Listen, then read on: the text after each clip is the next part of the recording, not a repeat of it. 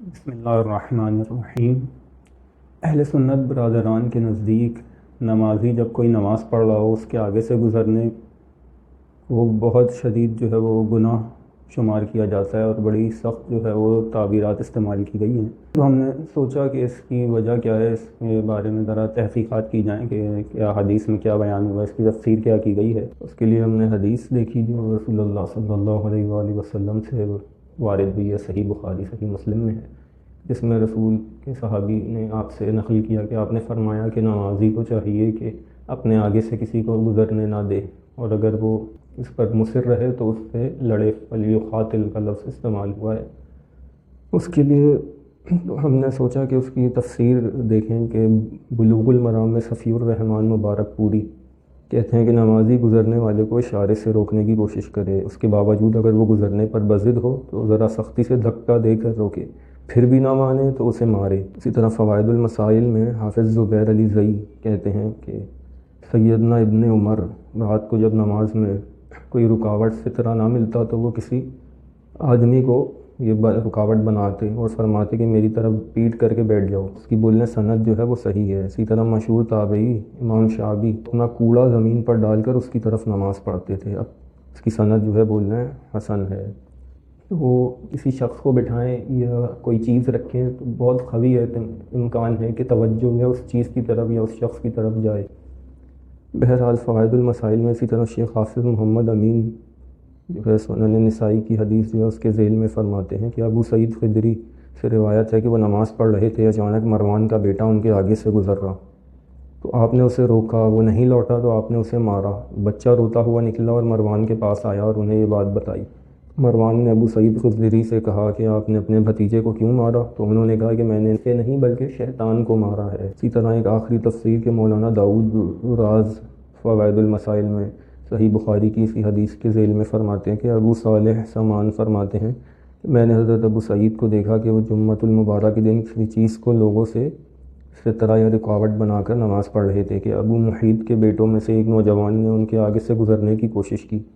ابو سعید نے اس کو سینے سے دھکیل کر روکنا چاہا۔ نوجوان نے چاروں طرف نظر دوڑائی لیکن آگے سے گزرنے کے علاوہ اسے کوئی راستہ نہ ملا۔ وہ پھر اس طرف سے نکلنے کے لیے لوٹا تو انہوں نے اس سے پہلے سے زیادہ زوردار دھکا دیا۔ اس نے اس پر حضرت کو برا بھلا بھی کہا۔ یہ تفسیر دیکھ سکتے ہیں آپ۔ اسلام دیکھیں، ہم مذہب جو ہے وہ انسانیت کے لیے اور آنے والی زندگی جب تک کائنات دنیا باقی ہے اس وقت تک کے لوگوں کے لیے، اور اس میں سب انسان شامل ہیں، چاہے پڑھے لکھے ہوں۔ آج کے دور میں جو معلومات اور اتنی تیزی سے ترقی ہو رہی ہے ٹیکنالوجی کی، آپ یہ چیزیں اگر تفسیر جو ہے آپ یہ بتائیں لوگوں کو تو کون جو ہے وہ پھر ایسے دین کی طرف آئے گا کہ جس میں نماز کے لیے جو ہے بچے کو مارا جا رہا ہو۔ نماز پڑھنے میں کوئی آ جائے تو اس کو دھکا دیں، اس کو مار دیں۔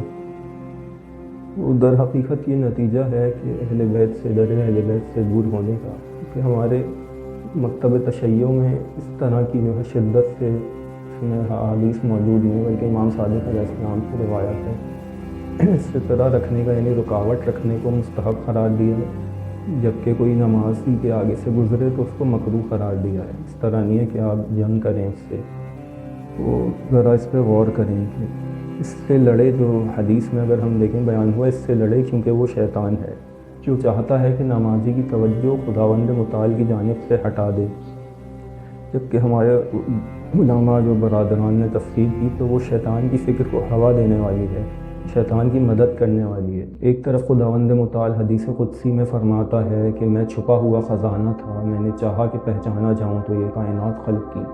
اسی طرح انسان کو وہ مقام عطا کیا وہ کسی مخلوق کو نہیں عطا کیا، اور اس پر بندگی کو خلقت کا ہدف قرار دیا، اور یہ بندگی ہے جو انسان کے اندر پوشیدہ صلاحیتوں کو اجاگر کرتی ہے، جیسا کہ خدا نے انسان کو اپنا جانشین مقرر کیا تھا۔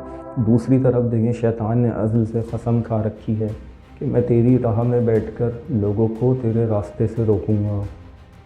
نمازی اپنے آگے کسی شخص کو بٹھائے یا کوڑا رکھے تو اس کی توجہ اس طرف ہو سکتی ہے، اور اسی طرح اگر آگے سے گزرنے والوں کو دھکا دے، مارے یا اس سے لڑے تو اس کی توجہ نہ خداوند متعال سے تو ہٹ جائے گی۔ یہی تو شیطان چاہتا تھا کہ خدا کی طرف سے، خدا کی راہ سے، خدا کی طرف توجہ سے انسان کو روک دے۔ اب فیصلہ آپ خود کر لیں کہ آپ کو گزرنے والے سے لڑنا ہے یا شیطان سے لڑنا ہے۔ اب نمازی جو ہے وہ گزرنے والے سے لڑ کر شیطان کا ساتھ دے، یا جو ہے نماز جو اس کو معراج پر لے جانے والی ہے اسے حاصل کر لے۔ جیسا کہ اگر ہم اہل بیت کی سیرت میں دیکھیں تو ہمیں اس کا عملی نمونہ ملتا ہے کہ امیر المومنین علی علیہ السلام کے بارے میں ہے کہ آپ کے پیر میں جب جنگ کے دوران تیر لگ گیا تو وہ نکال نہیں پا رہے تھے شدت درد کی وجہ سے، تو مشورہ دیا گیا کہ حالت نماز میں خدا کی طرف آپ کی توجہ اس قدر مرکوز ہوتی ہے کہ آپ کو اپنے ارد گرد کا کچھ خبر نہیں ہوتی، تو حالت سجدہ میں ہے، جو حالت سجدہ میں وہ تیر آپ کے پاؤں سے نکالا گیا۔